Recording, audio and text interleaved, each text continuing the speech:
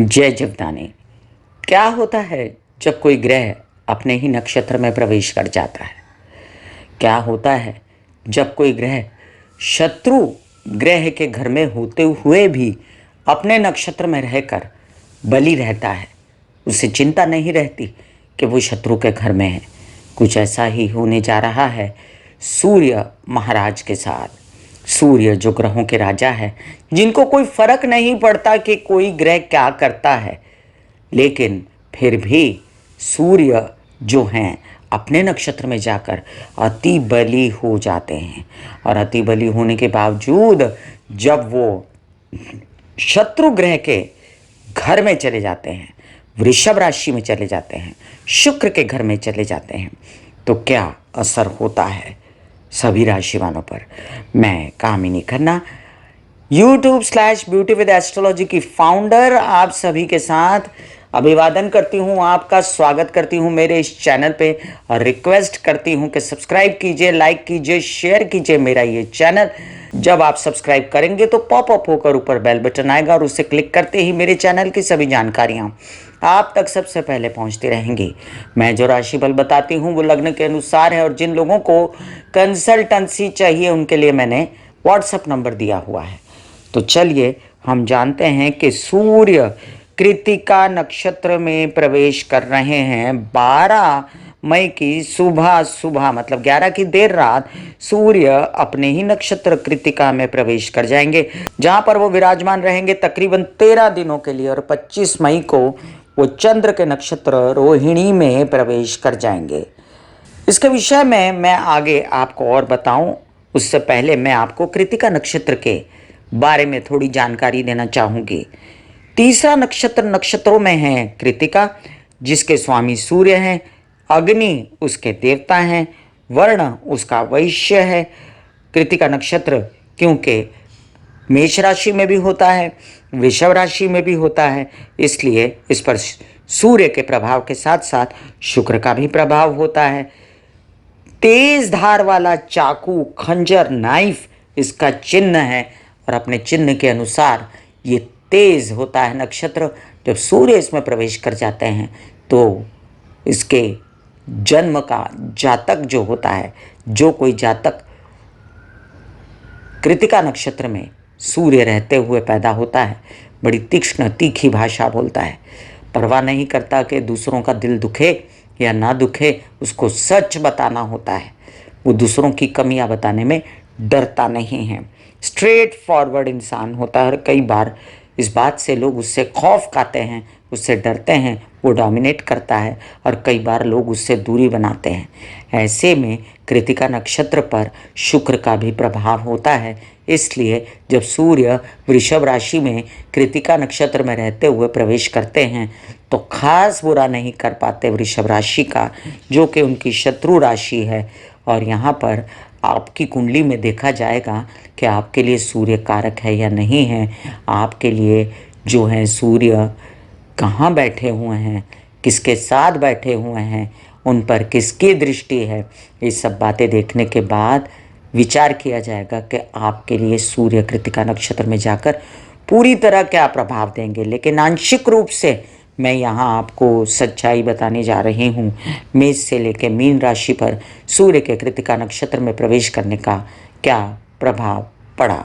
सूर्य कृत्तिका नक्षत्र में जा रहे हैं, लेकिन साथ साथ ये भी समझ लीजिए कि 12 मई को 2023 की सूर्य जब चले जाएंगे कृत्तिका नक्षत्र में, उसके इमीडिएट बाद 2 दिन बाद 15 तारीख को सुबह 11:44 पर वृषभ में भी प्रवेश करने वाले हैं।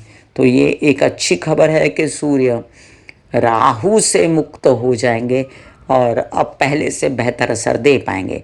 चलिए जानते हैं मेष से लेकर मीन पर प्रभाव।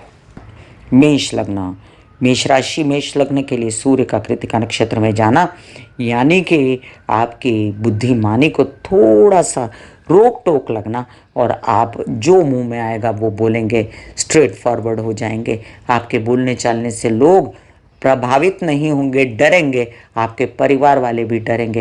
हो सकता है आपने कोई रूबी पहना हो, माणिक पहना हो, तो उसको फिलहाल उतार दीजिए, नहीं तो ब्लंट हो जाएंगे आप। ये भी समझ लीजिए आपके जो संचित धन है उसको नुकसान ना हो, इसलिए आप भरसक प्रयत्न करें। ज़रूरी नहीं कि नुकसान होगा।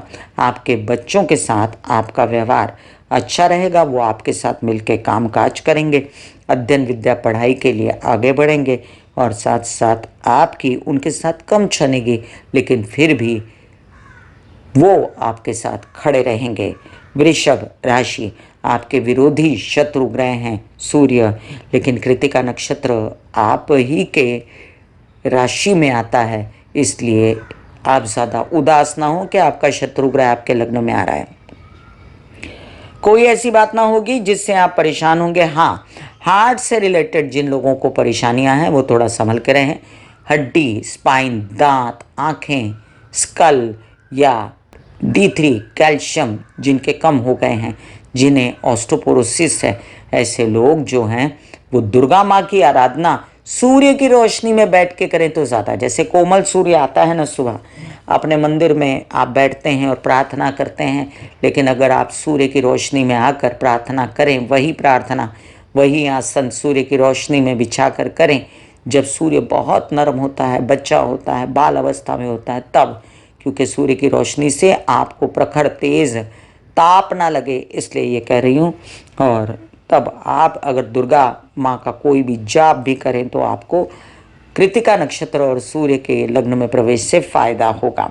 आप ये भी जानें कि आपको माता से सपोर्ट है, लेकिन आपकी कुछ बनती ठनती नहीं इन दिनों।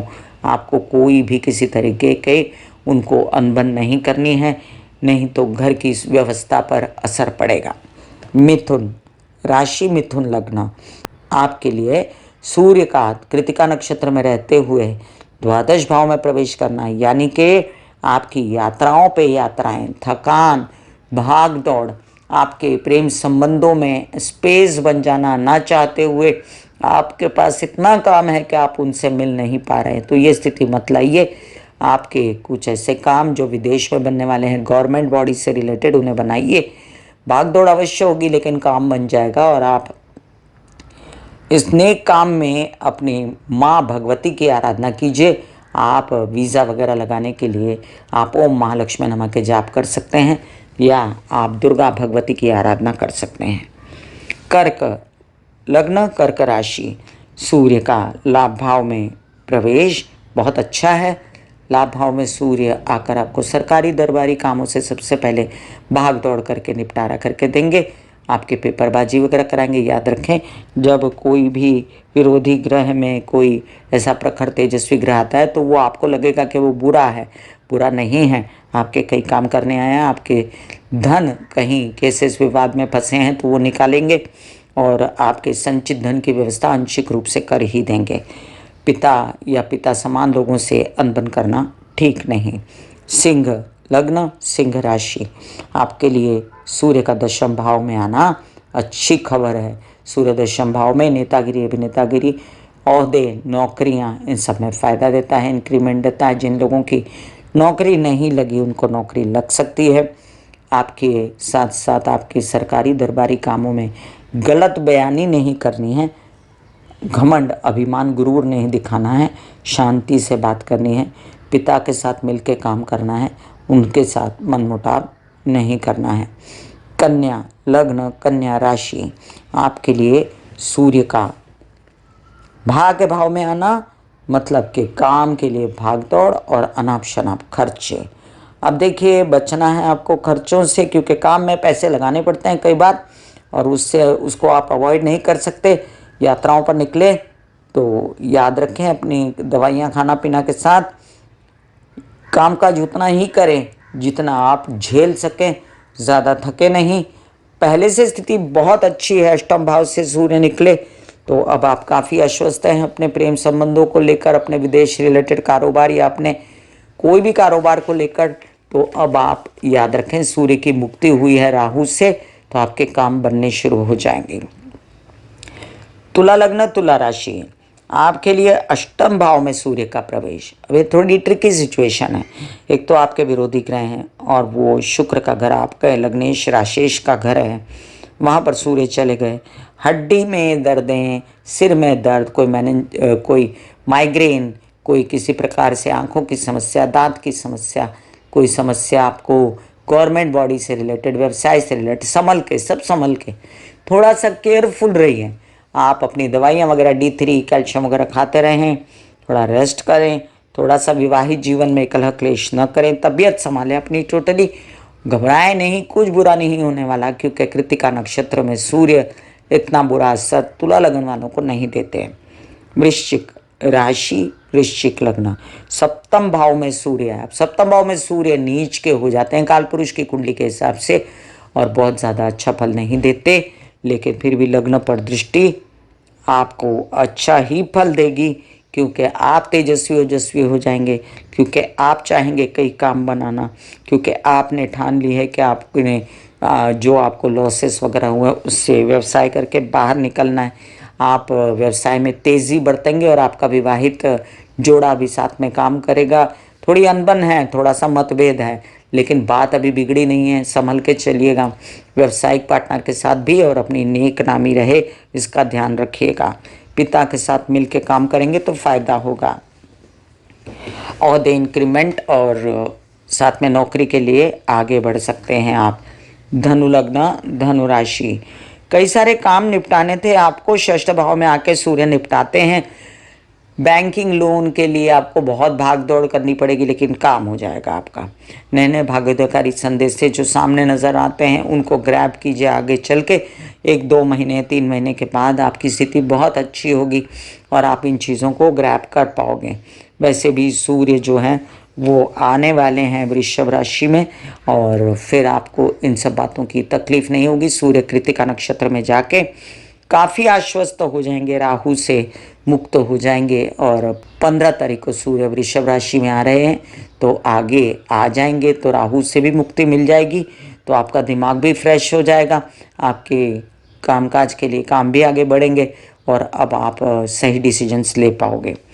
मकर लग्न, मकर राशि, आपके लिए देखिए सूर्य का चतुर्थ भाव में बैठना और उसके बाद आगे पंचम में जाना बहुत ही शुभ रहेगा। कृतिका नक्षत्र के रहते हुए तबीयत ठीक हो जाएगी। आपको जो हार्ट से रिलेटेड, पेट से रिलेटेड परेशानियां, वाहन, घर में सुख सुविधा नहीं, हेल्पर्स से रिलेटेड, माँ की तबीयत खराब, मुक्ति मिलेगी आपको इससे। अब आपका प्रकाश पड़ेगा दिमाग पे, क्या करना है, पैसे कैसे आने हैं, विवाद कैसे खत्म होंगे, इंक्रीमेंट कैसे होगी, तबीयत कैसी अच्छी होगी, सब आपका दिमाग खुल जाएगा और अब आप सही डिसीजन ले पाएंगे। कुंभ लग्न, कुंभ राशि, आपके लिए देखिए चतुर्थ भाव में सूर्य आएंगे, थोड़ा संभल के। जो लोग हार्ट पेशेंट हैं उन वो भी संभल के, और जो लोगों की मम्मी या माता बीमार हैं वो लोग भी संभल के। आपके विवाहित जीवन में आपको सपोर्ट तो रहेगा, लेकिन आपको हर तरह से कलह क्लेश से बचना है, क्योंकि वो सपोर्ट आपको खोना नहीं है। और दूसरी बात, जो इतने दिनों आपको राहु से तकलीफ हो रही थी वो ख़त्म है अब, और मन मुटाव ख़त्म हो जाएंगे आपके। विवाहित जीवन में काफ़ी आपको चैन मिलेगा। हालांकि बहुत ज़्यादा अच्छा असर सूर्य यहाँ नहीं दे रहे, फिर भी कोई इतना बुरा नहीं कि सूर्य आपका कुछ बिगाड़ रहे हैं। हाँ, आपकी इंक्रीमेंट हो जाएगी, कामकाज बढ़ेंगे, नौकरी के आवेदन भरें तो नौकरी मिल सकती है। आगे बढ़िए और गवर्नमेंट रिलेटेड काम भी बनाइए, पेपरबाजी वगैरह कंप्लीट कीजिए। मीन लग्न, मीन राशि, आपके लिए सूर्य महाराज कृतिका में गए, ये एक अच्छी खबर है। अपने ही नक्षत्र में जाके बली हो जाएंगे और आगे भी जाएंगे वृषभ के घर में। तो आपको अब पहले का सा बेचैनी, लोन्स पाने के लिए, पैसे संचित करने के लिए, और आपके बैंकिंग रिलेटेड व्यवहार, मामा पक्ष से दुश्मनी, या आपकी तबीयत खराब, हड्डियों से रिलेटेड, दांत, आपके स्पाइन वगैरह सबसे मुक्ति 70% मिल जाएगी। आपके कामकाज तेजी पकड़ेंगे, आप जाएंगे यात्राओं पर, आपकी यात्राएं सफल होंगी, लेकिन आपको बहुत सात्विकता से इन कामों को ख़त्म करना पड़ेगा। आप कर सकते हो महालक्ष्मी नमा के जाप, और आप कर सकते हैं दुर्गा माँ की आराधना, जिससे आपके काम बनेंगे। अब आपके मामा पक्ष के साथ रिश्ते भी अच्छे होंगे, या आपकी कोई नौकरी के आवेदन भरे हैं आपने तो आपके भाग्य को चालना मिली है अब, तो नौकरी के लिए भी आगे बढ़िए। कोई टेंडर भरे हैं सरकारी दरबारी काम के लिए तो उसके लिए भी आगे बढ़िए। मैं कामिनी खन्ना बता रही थी सूर्य के कृतिका नक्षत्र में जाने का प्रभाव। फिर मिलूंगी इसी तरह की अन्य चर्चा लेकर, तब तक के लिए आज्ञा दीजिए। धन्यवाद और नमस्कार। दिल का हाल सुनो मेरी मैया, हाँ सच्ची आए भैया। दिल का हाल सुनो मेरी मैया, हाँ सच्ची आए भैया। टूटी से मेरी बहना, उठा मुझसे भैया।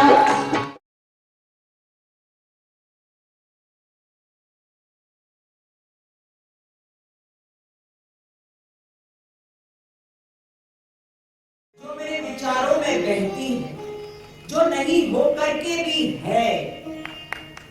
माँ देखिए चलो ख्यालों में ही सही, नींद न सही, जागती आंखों का सपना ही सही। झूम लेने दो, गा लेने दो, नाच लेने दो।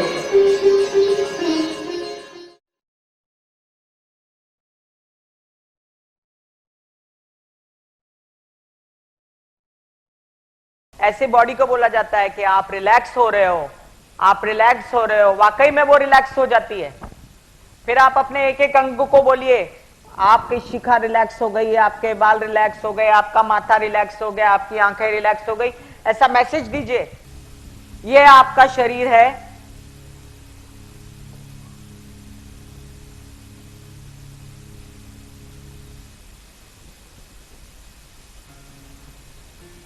और आपकी बॉडी में मेडिटेशन जो है करने से पहले आपकी ये अवस्था होती है जैसे आप सब अभी बैठे हो। यहां पर आपके कुंडलिनी शक्ति का निवास होता है, जिसे गुदा द्वार कहते हैं।